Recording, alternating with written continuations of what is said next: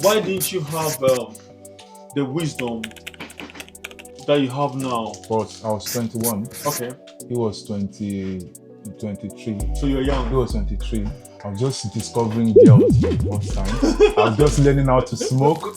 I was just, every life was, I was just seeing like, how you go, come on, man, when you're 21, what you always thinking about responsibility, you always thinking about long-term future. You think you have all the time in the world, man. You think the money is never gonna finish.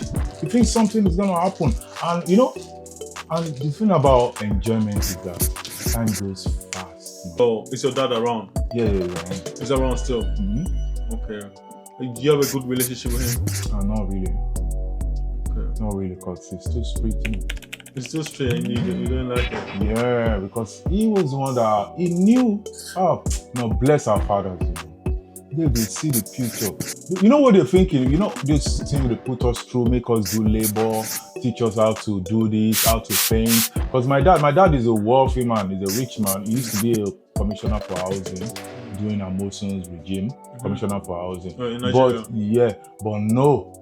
He will never give you money. He can't give you nothing. You might have it that there's a rich man and you're not getting nothing. People will think, oh, you're privileged guy. But you're not different from any average youth or So whatever. He didn't spoil you guys? Nah. If you have a dad, it's a blessing. Because no woman can teach a man how to be a man. Women pamper you. My mom can't raise a finger. My mom to tell us of his own problem. We don't even listen to her. It's my dad that will fear. It's through that fear that I fear him. Like in Africa, people would think, don't be too harsh to your child. If my dad wasn't harsh to us, I don't know what I would have been today because of so many influences. So many influences from drugs, from everything. But that training will give you a boundary. This is where I can't step. And the Christian values as well, everything like that really helped. Like that didn't make us really go astray. I'm doing security. Currently, I'm doing security, and I don't mind. Like I guess he's an honest job, man, and he taught us that there's dignity in labor as well. So everything is my dad. My dad is my hero. I'm like this. And back then, I hated him. For this. Sometimes I wrote in my room that I hate this man. Strength in the silence, brother. Take a seat and take a stand. The barber chair is open. Let's talk. That's so true. Oh, fine. It's really hot today, man. Yeah? Yeah. People can't wait for summer. People out there, like, That's it's proper summer, man.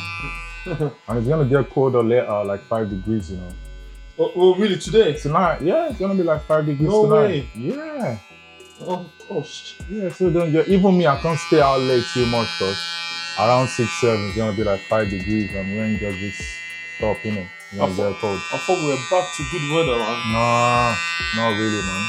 Hopefully we get a good summer, Yeah. I think it's gonna be very hot summer this time, I swear down. Yeah? Proper, cause look how everywhere. It's already like 20-something degrees today. Okay, so usually what I do is I get clients to tell their story. Something that will obviously your story, what your ups and downs, something that will help another man. Yeah, I got plenty of that, man. I guess I have to choose one episode. I know you, bro. I'm a walking Netflix, man. No, but just for one, maybe we'll just start with one. What would you want to say that will Yeah, I think the one I'm gonna really say that is gonna help it's actually has a ring of moral to it, and for young men. So I came to this country when I was 21. I came here to, basically my grandpa adopted me and my brother. Where'd you come from? Nigeria.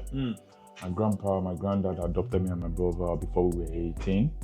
So I schooled a bit in Nigeria, went to high school but my adult years were spent here. I moved here finally when I was 21.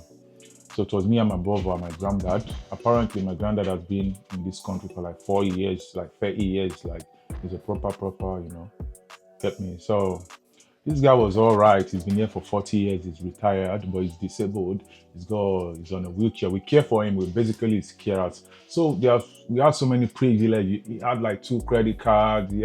He had money, you know. He lived in Shepherd's Bush, 2-bedroom house. So we were balling. We wasn't working. We were just spending. How old were you then? I was 21. I was 21. Yeah, my brother was 23. I was 21. So we were chilling. I didn't know the value of money. I didn't know people. Usually, there was one time, I was looking out the window. It was snowing, and I saw people going to work. People are queuing for the bus like 5:30 a.m. Even me, I couldn't go out on the cold on a normal day. Yeah. Even normal, I can't be bothered. Then I'm seeing people waking up that early, going to work, and I told my brother, "What's all this?" I said, "Nothing in this world can make me like." What am I looking for? What kind of money will I be looking for that will subject myself to this in the cold in the morning? I said to myself, nah. Then it was like, oh, never, it can never happen. Eventually, maybe 2 years later, around 2009 or so, he died, didn't it? He passed. Yeah, he passed. We didn't even know we were going to visit him at the hospital in Battersea. One day we went, they said he passed away. Wow. Yeah, he passed away. There's still some money. When he passed away, that's when the fun began, you know. Like, you know, we're balling every day. Well, his money and yeah, stuff. yeah. Oh, wow, really? None of us wasn't working, man. We were balling every day. We had friends, you know, fake friends, women, girls. Our house was actually a party zone, man. Like fights, you know. We wasn't even paying the rent. We wasn't doing nothing because we don't know nothing about responsibility. Even back home before we came here, my mom, they were all right. My parents were actually all right. My dad was a politician. My dad was a former commissioner at one time. So we don't know nothing about responsibility. You never known hardship. Yeah, back then. So we didn't know. So when it's gonna eat, the money dried up. Maybe a few years later. So few years, as in how many years then? Like a year. A year. So you guys blew the money in a year. Come on, man. We blew it in a year, man. We were partying every day. We had people living with us. We had people because we had 2-bedroom, and we wasn't even renting it out for people. We could have gained money through that as well, but we were just chilling, giving people, you know, we didn't know life, man. Eventually, when he died, like we thought this was a joke. When we start seeing letters, eviction letters start coming, court case. Eventually, we got removed, man. Oh, from the house? Yeah, eventually we got so removed. that means that he probably didn't secure the house. Nah, he didn't secure. We could have. And you were not paying the mortgage? We're not paying nothing. We could have secured it. We could have. It was easy for us because we had it. We could have, but we wasn't thinking about that at all. Wow. Like we lost that house. When we lost that house, that was when reality actually kicked for me, man, in this country, man. You guys were spoiled, man. Yeah, we were basically spoiled.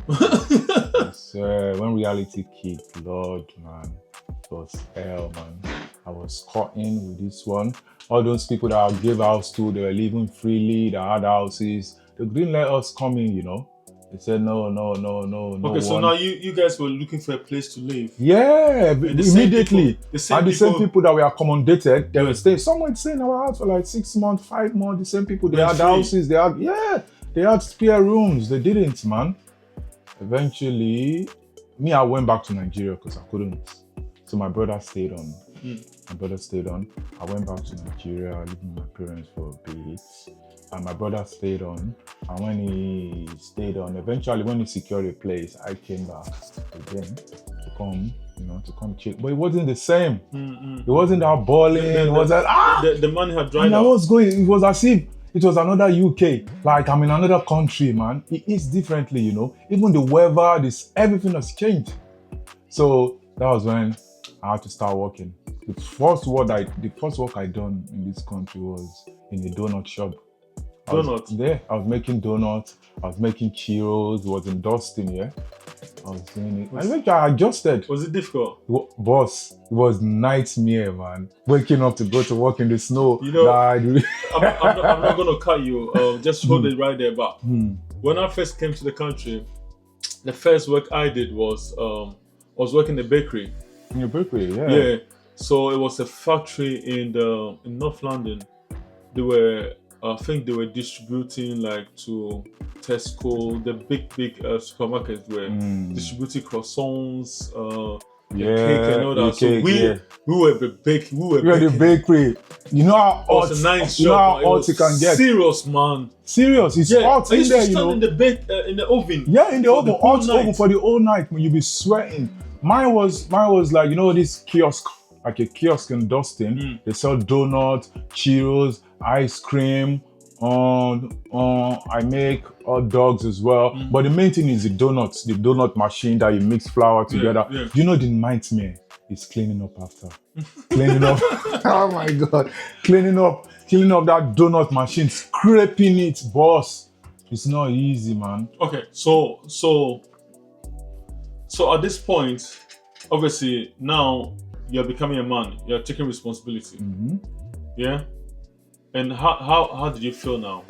No. It feels good knowing the value of money. Then £100, £200, I thought it was nothing. Like I started knowing the value of money. I started knowing the value of responsibility.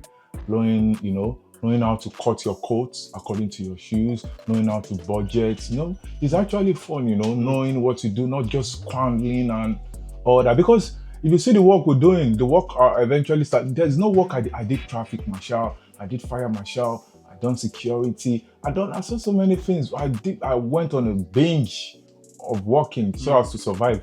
So going through that, you're not gonna blow the money. You're not gonna just you're not just gonna be lavish again. You have to. I learned prudency through hardship. And that's how people learn. That's how people grow.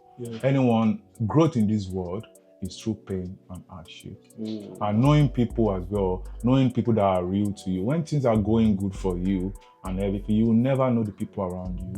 You will never know their true colors. People will act. People will just say what you want to hear. They'll be nice to you. They'll be fake to you. It's when you're going through it. That's when you see reality. That's when you see the true face of everyone and every situation. So that means that they are not really friends. No, they're just coming. They say free house, free place to chill, free place. Because I don't lie to you, I was in Shepherd's Bush, and most of them, they're Somalis, East Africa. Most of them, they can't really, chill at their house. They're Muslim. But they see a place they can come smoke, come chill, just stay for days. Because we don't care. Our heart was pure, innit? We think life is, when you brought up like that, you just see the good in everyone. You just see, you don't ever see any sinister moves or anything like that, So I learned the hard way, and I won't lie to you. My road to maturity and masculinity was through hardship, and it had made me strong. Really, they say gold is so. They say gold is go through fire. What's they saying? So true refinement is from hardship. Look at the great poets today. All of them, some of them it was through hardship. When they're in prison, that's when they write the best masterpiece of this world comes through hardship. Comes through hardship, isolation. When you're neglected, when it's only you, when you're able to think and reflect by yourself, that's when you can grow. Truthfully. So do you have is there any kind of regrets? There's so many regrets because I mean from that, like where you used to live, the money and everything that you sort of inherited and you just blew it and all that, and the friends and all that. What was if I had, you say regret? Yeah, of course I regretted everything. If I regretted not having this kind of mentality then, that was it.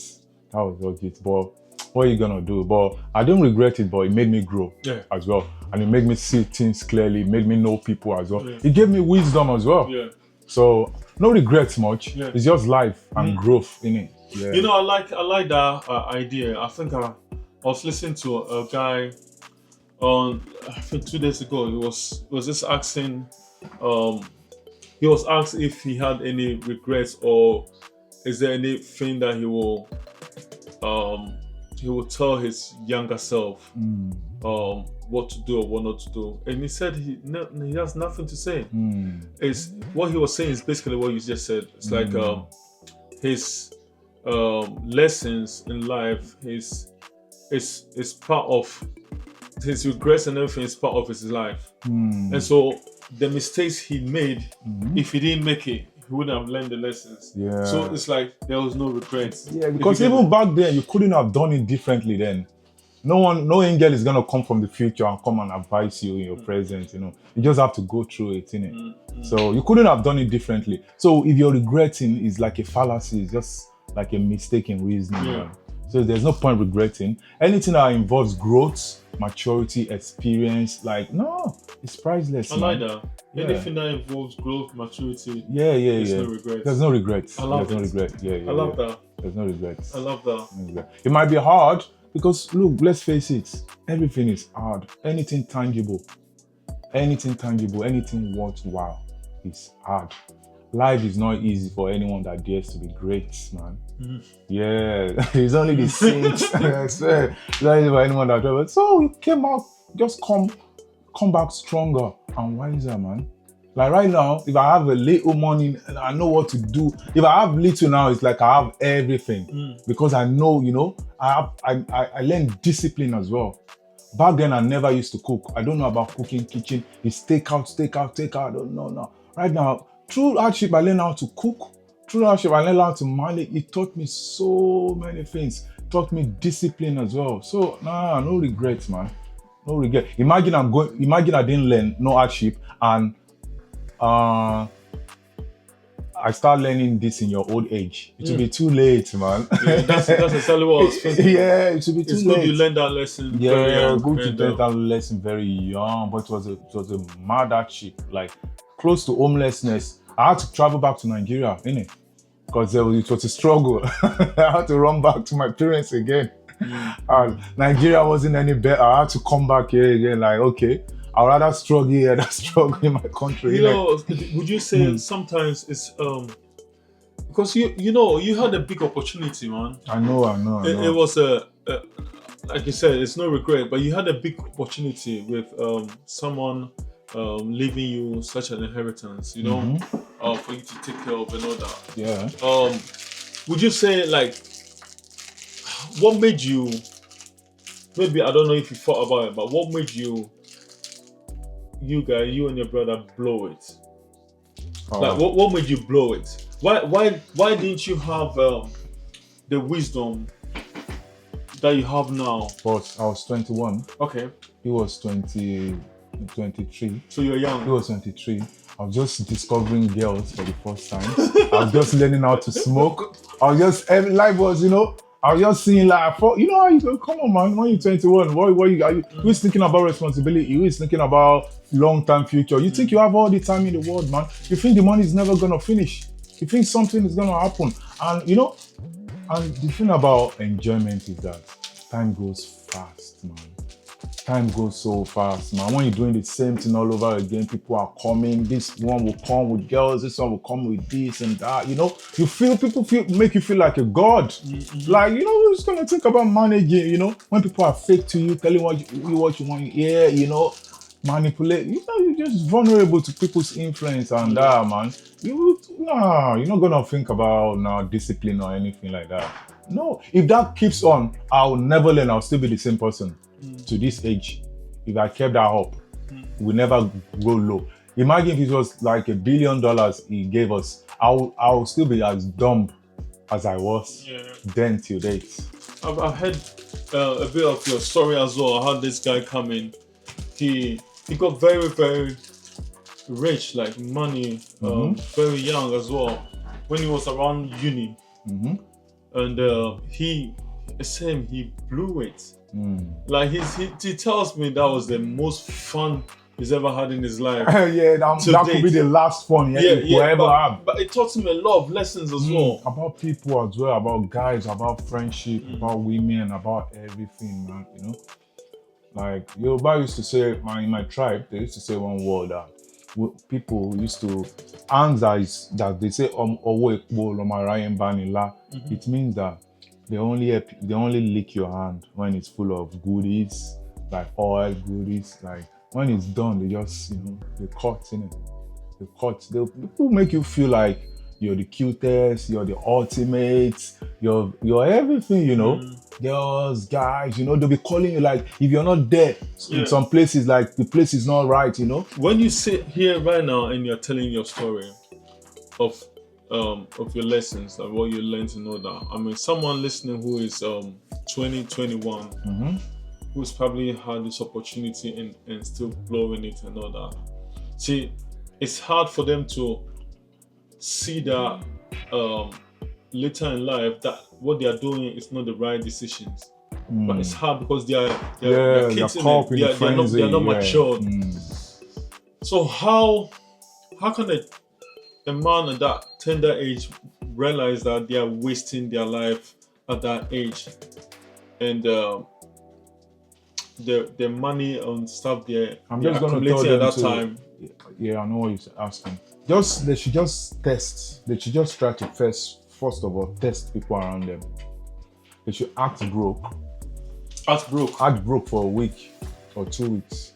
Pretend as if they've lost everything, they don't have nothing for 2 weeks and see what happens. That's what I would say. It's like a litmus test. Yeah. Because there's nothing I can tell a 21-year-old. No advice of discipline or anything I can tell them. They can't understand. They will not take it. But I just want to tell them that for 2 weeks, maybe it's their friend, maybe it's their girl, maybe anything. Just pretend to people around your circle that you're broke. Start broke, like you lost something. Maybe you can just lie that you done some business, forex or whatever, and you lost everything for 2 weeks and see what happens. Just 2 weeks, see what happens. That's what I would say. See, they'll be around. And see what will happen. And see who is going to stay. Who is going to call them? Your phone will keep ringing. My phone used to ring every day. Then I wake up to Ep.6 and phone calls, but eventually gone. I know you. So it means that you've been in the country for a while. Yeah. Off and go. Sometimes when it gets too hard, when it gets too hot, I run back. You like running a lot. I run back to my mom's open arms. No, you can't keep running, bro. Yeah, I run back to my mom's open arms. Yeah, when I'm there, no, she'll still spoil me. Oh, my son. Are you the last one? No, second to the last one. Second to Yeah. My last one it couldn't survive. Can't survive on his own. It's too spoiled. You can't. Let me ask you a personal question. You mentioned about your mom a lot. Is your dad around? Yeah, he's around. He's around still? Okay. Do you have a good relationship with him? Not really. Okay. Not really, because he's too strict, you know. He's too strict and you don't like it? Yeah, because he was the one that he knew. Bless our fathers, you know. They see the future.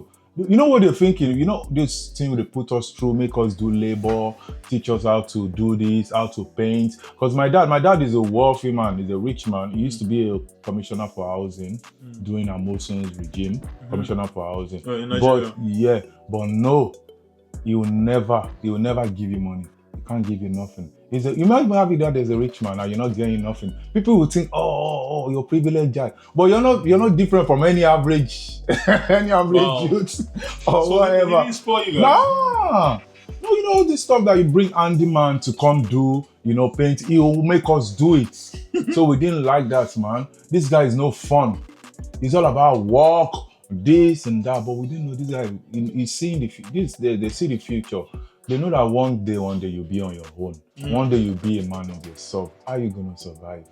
They see these things, but we fall like he's a tax master, he's a punisher, or whatever. Sometimes when we are sick, we'll be like, my mom, mothers. My mom will say, this kid, leave him, he's gonna be on his own. How is he gonna survive when he's sick on his own? When you keep pampering him like this, all these things I remember. Like, wow. The little ones. My dad used to say something like, when you're being trained as a child, the ones you ignore, the things you ignore back then, that you ignore, you will suffer for it. And the little ones, hear me, the little ones you manage to listen to, you will enjoy it. I won't lie to you, it's the little ones that I listen to that I'm enjoying to. That's how I'm able, that resilience, that resistance, that die hard. That labor he You put got it us from through. dad. I got it from him. That labor he put us through, making us do cutting of grass, grinding, all this stuff. That physical work he put us through. That's what helped me. That's how I was able to work in a warehouse. I can do traffic warding, fire marshal, support worker, or everything. I've done everything. I've done a lot of job in this country, man. And it's a little, like 20% of his training that I listened to. That's what helped me do that. Well, imagine if I listened to all of my dad was a PhD holder, accountant, everything. He wanted me to be a lawyer, to be a barrister, but it was too long. I managed first degree, but second degree law, I dropped out. And I'm like, what's this? It's too boring, cramming. Cramming on that, man. No. You really need to, man. Yeah, because the way when you're speaking, it's like, it's very interesting. It's very interesting we talk about your dad and the way he parents is quite different from your mom. Yeah. And through the little things that you go, though you rebelled a lot of things that he did. He taught you. The small things you learned has kept you. Fathers are important, isn't it? Father is important, Father, let me tell you, everyone needs a father in their life. I swear, father figure. If you have a dad, it's a blessing for you. Because no woman can teach a man how to be a man. Women pamper it. My mom can't raise a finger. My mom, she to tell us of his, even problem. We don't even listen to her. It's my dad that will fear. It's through that fear that I fear him. Like in Africa, people would think, oh, don't be too harsh to your child. If my dad wasn't harsh to us, I don't know where I would have been today because of so many influences. So many influences from drugs, from everything. But that training will give you a boundary. Know that this is where I can't step. And the Christian values as well, everything like that really helped. Like that didn't make us really go astray, like way astray. All the boys that we used to party back then, most of them now I still see them. I moved back to Shepherd's Bush. Yeah. I live in Shepherd's Bush now. Thank God I live in a better place now as well and everything. All those boys now, they are drug addicts. All those boys that used to come to our yard back then, back in the days, 2007, 2008, 9. I see them now. They're all drug addicts on the streets. Boys, mistress boys that used to be cute, that used to look nice. Now their life is mashed up, man. Because you know what they don't have? They don't have the boundaries. They don't have the boundary. They don't have the parents. They don't have people, guiding them. Yeah. They never had that. Yeah. So when you went astray and all that, you still had that boundaries, like you're not going. Yeah, no, we still know we still have that, but we know we'll never do drugs, no matter what. Yeah. We know we'll never do drugs. No matter what, we know that even women, we don't go for married women or so there's some things that you don't do. For married women, you don't go married women community. Yeah, you don't go for married women, you don't go for some certain kind of women, some loose women, It's that value, it's that Christian value, that moral that just give you that boundary, and everything. So me, I won't lie to you. My mom was loving to me. I love my mom to death. But in my adult times now, it's my dad I appreciate the most. Wow. It's my dad I love the most now. Because you've learned to appreciate. You've grown to appreciate him. Because he helped me. What if I don't have that? What if he didn't train us? What if he didn't use that little hardship, little strength to train us? I know some people in this world, they can never walk. They are always on benefits. Me, there are so many times I was so down. I never thought about going to universal credit ever to take everything. I never thought about it. I will always know I have my hands. I'm not disabled. Nothing is wrong with me. I will always work, and God has always, paved the way. And it's that background, my dad. My background. I've always thought I can do it well as well. Right. Currently, I'm doing security. I'm doing security, and I don't mind. Like I guess he's an honest girl, man, and he taught us that there's dignity in labor as well. So everything is my dad. My dad is my hero. I'm like, and back then I hated him. For this. Sometimes I wrote in my room that I hate this man. I said there was one time I could have killed him. I could kill him then, man. Because this guy was no fun. On weekend, we were supposed to be playing computer games, chilling. This guy would just come. All right, let's go to the backyard. Let's go and clear some rubbish that is in the yard. Call someone to come do it, man. This guy will put us through hard labor for 3 hours. I'll be like, what kind of life is this? I wish this guy is not around.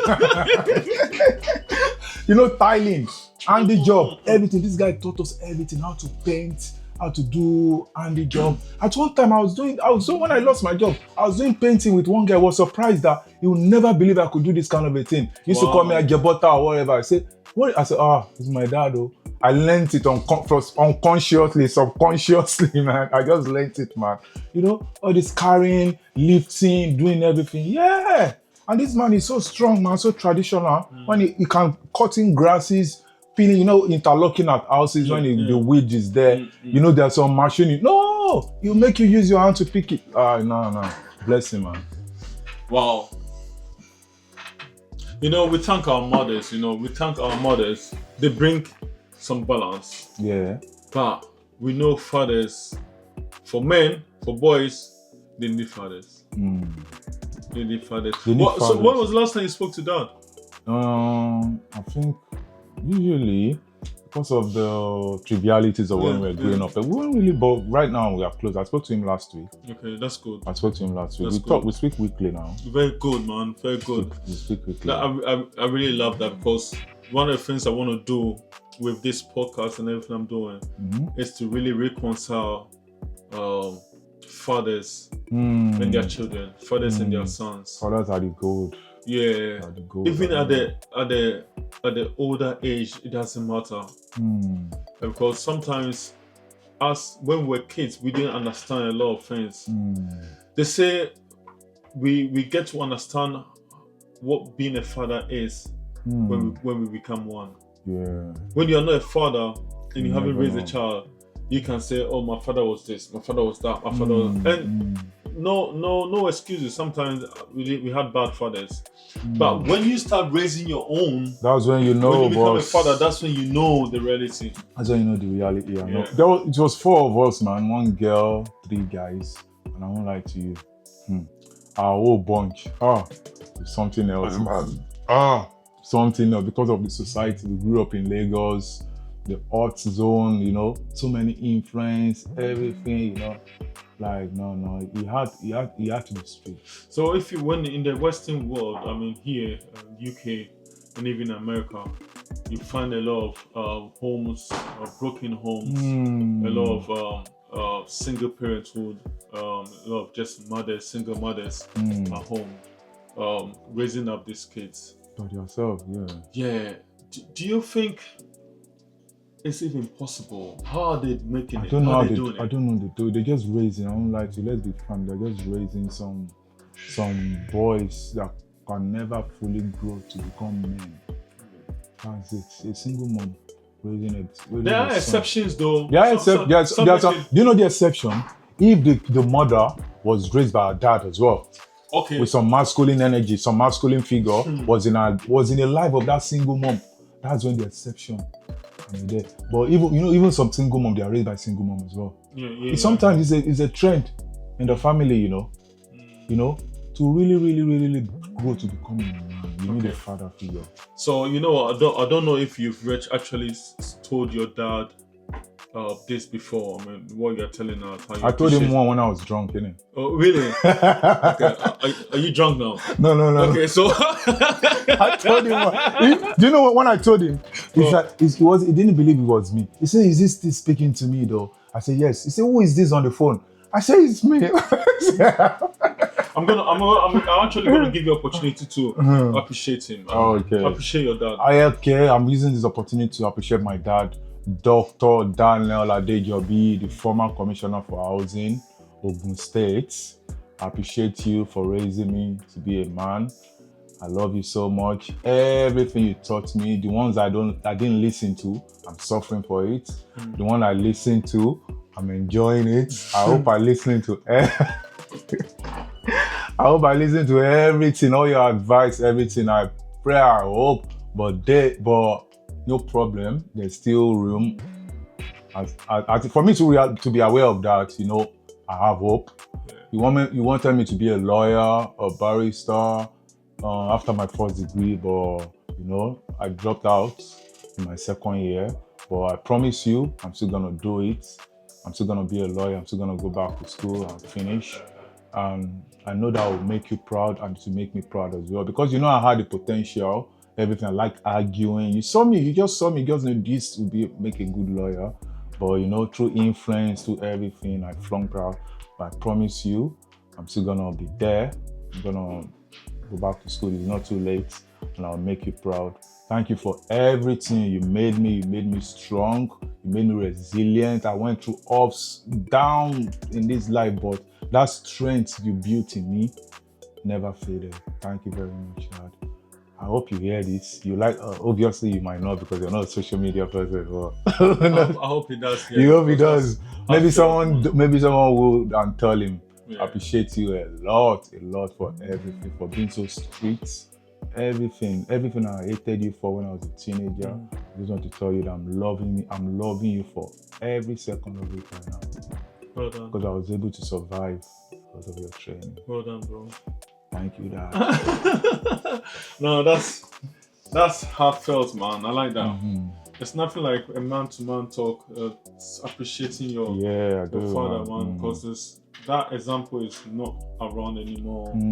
We're always celebrating our Mother's Day. Even with Mother's Day, see how people buy stuff for their Father's Day. No one talks about moms are good still. with nurturing and everything, but eventually you need to, that strength that you need for survival, because it's a harsh world. Your mom won't let you know the harsh. They won't let you know the harsh reality of this world, you know. They're not gonna let you know, because this world is crazy, man. Mom is not gonna let you know. You're gonna think, oh, you see good in everyone, you trust everyone, you think this world is one fairy tale. This world is savage, man. And it's a dad that will let you know that. It's savage, bro. I know. Well done, bro. All right, man. Well done, bro. That was, I think it will really definitely benefit someone. Yeah, it will. Yeah, I'm telling all the boys 21-year-old at this time, you're enjoying your life, you're chilling. Chill, enjoy your life, but I'll tell you something, time goes so fast, man. Before you know it, it's gone. And some things you can recover, some things you can't recover again. Build on yourself, don't trust people too much, don't trust your friends. Just build on yourself, grow yourself, make yourself strong. You don't know where you can see yourself, you don't know any situation. Me, the situation I found myself in life, I never thought I will. Because I thought, oh, my parents are rich, my everything, now everything is sorted for me. But no, they're not going to be rich forever, not going to take care of you forever. Eventually, it's old money. Their money is now old money now. They're not even as rich as that anymore. Yeah. Eventually, you have to stand by yourself. Eventually, no one is going to help you by yourself. So how are you going to stand by yourself alone? How are you going to get up and go to work 6 days, 5 days, 72 hours, by yourself, sustaining yourself? No. You just have to think about that, because there will always be a time like that, especially now in this country that everything is matched up. There's war, economy and this and that. So we really need to think about it, man. Don't say don't enjoy yourself, but don't trust people. Yeah. Especially when you have money, when you're balling, don't trust people around you, man. Yeah. And don't run away from pain. Don't run away from pain. That's what builds you up, man. I like that, man. I like that, bro. Actually, come on, bro. No one, yeah. Even in the Bible, look at all the servants of God. They're always screaming, they're about to die. God help them. They are in pain. Look at all of them. There are people that went through hardship, man. No one was bawling. No man of God was bawling. It was falling and rising, but they never fall completely. Yeah. They are like a cat in it. Yeah. That's good, man. Cool, man. Well done, man. That's boss. I'm sure someone will be. Yeah, they should benefit. We'll be glad we'll benefit from this, man. Yeah, man. But listen, thanks for coming and sharing that. Because I'm just still thinking about it. But that was emotional with the dad stuff, man. Was it? Okay, yeah.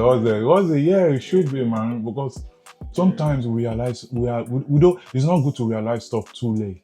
Yeah. And I thank God it's not too late for me, man. Because eventually that self-awareness will come when you grow old. Yeah. And I thank God it's still alive. That's it. Thank God for that. Well done, bro.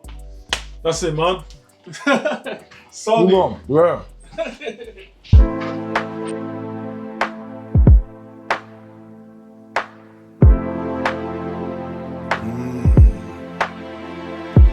Step inside the circle, where the steel meets the soul. Talking about the weight we carry, trying to find the hole. No mask required, just the truth and the chair. Brotherhood is blooming in the sanctuary here. Let the clippers hum while we heal from the scars. Looking at our lives under the barbershop stars. Speak your peace, find your peace, let the message expand. Strength in the silence, brother, take a seat and take a stand. The barber chair is open, let's talk.